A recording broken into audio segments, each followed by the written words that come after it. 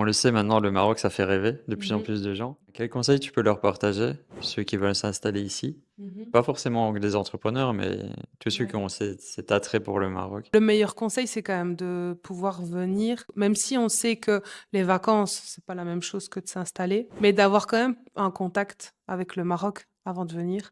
Parce que, clairement, comme on disait, il y a des choses qui sont différentes et tu t'en rends pas forcément compte avant de le vivre. Donc voilà, de pas hésiter, bah, via, je pense, les réseaux sociaux, il y a quand même moyen aussi maintenant d'avoir des contacts, sur place et donc de pouvoir contacter des personnes. Moi, avant de partir, tu vois, bah, en fait, le réseau est quand même tellement petit qu'au final, je connaissais quelqu'un qui travaillait déjà à l'école belge, donc je l'ai contacté pour avoir quelques infos. Donc ça, je pense que d'être entouré, c'est quand même chouette. De pouvoir venir au Maroc, si tu sais avoir le choix aussi de ta ville, même si voilà, tout bouge aussi. Mais ouais, je pense que ce serait ça le meilleur conseil, c'est de pouvoir venir voir un petit peu comment ça se passe. Moi, je pense que clairement, enfin, je le sais, mais mes études en anthropologie me permettent d'avoir cette ouverture d'esprit et de pouvoir se décentrer.